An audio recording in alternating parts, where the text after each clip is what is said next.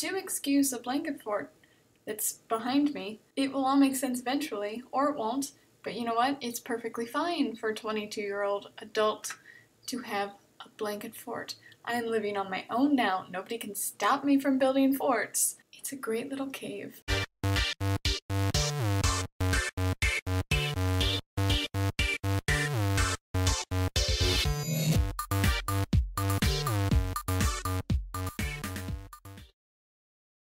Hello WordNerds and happy Monday. It is June 22nd, 2015, and on today's Ink-Slinging Monday, I'm gonna talk diversity. Getting into this. Last week was a hard week just in general, but especially on social media and people discussing certain racial issues, like the shooting in South Carolina at an historic black church, and then there was another one in Memphis, and people are responding to that in a lot of different ways, and it's frustrating, and I'm not going to get into that because we're talking writing today, and I could talk about that subject for a very long time, but writing. Focusing on writing. So there are all these hashtags all over the place about we need diverse books, and June is the month that celebrates LGBTQIA, the entire acronym of sexual diversity. But it's also important that when we go to write our books, we're including diversity of all kinds. Racial diversity, ethnic diversity, sexual diversity, diversity of ability. You want to include a broad spectrum of characters in your book. Why? Quite simply, you want to have such a diverse cast of characters, not because it'll, grab the attention of people who are looking for diverse books. That's not the point. The point is because you're representing a real world with actual diverse people that really exist. I walk outside and I don't just see everybody who looks like me. I go out there and I see people of all different shapes and sizes and colors and abilities, and they're from different places with different backgrounds and knowledge and experience, and everybody's different.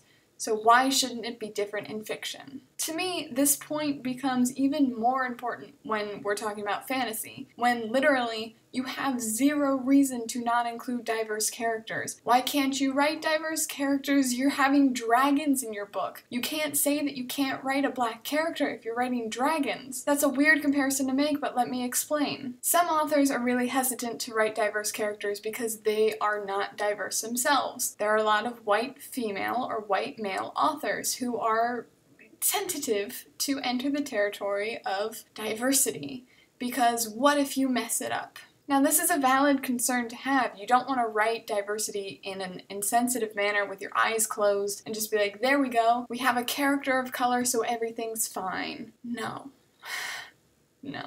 There are so many resources online and actual people that you can actually talk to about their experiences and what it's like to be them in the world they live in, and then adapt that and put it in your fictional world, however that may be. I think it's such a bogus excuse when authors say that they won't write female characters, for example, or gay characters, or a character of a different race than themselves because I don't know how to do it, I don't know. When, there are people that you could talk to and actually learn things from and then be able to correctly and accurately write these characters. And you're writing about dragons or vampires or werewolves, and you have this entire culture of the fantasy world and supernatural creatures, when there are no references for that online, as far as no realistic ones. The difference, of course, is that dragons aren't real, so if you misrepresent a dragon, no dragon is going to write you and say, hey, this isn't what I'm like in real life, I'm offended. But at the same time, putting a dragon in your story is not going to represent anybody who might be trying to find themselves in a book. Representation matters.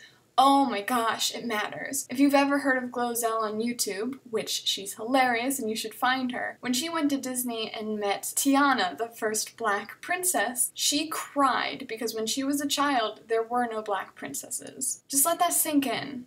How much this meant for Glozell, who is a grown woman, to see a black princess in Disney, when all she wanted as a kid was to see a princess that looked like her. Now, I can't personally relate to that feeling because I'm a white person, and white people are all over the media, in literature, in TV, movies, there are magazines, ads, everywhere. But you have to remember that there are people reading your books that are not like you. and it's not fair to only write characters that are like you. Also, what boring, lazy writing to only write about yourself or people, characters that remind you of yourself. Staying comfortable is boring. Challenge yourself. Go outside the lines. Be different and unique and represent the real world that we actually live in, even if you're writing in a world that doesn't exist. If you want to hear more about diversity, we did, a bunch of chats, I think. We might have done at least 2 live chats completely devoted to diversity and young adult writing, so please go and find those, check those out, watch everything that we have to say about them, because it's a lot. Let me know in the comments what you think about diverse books, and also leave me suggestions of some diverse books with diverse characters, because I want to read them, and I need more.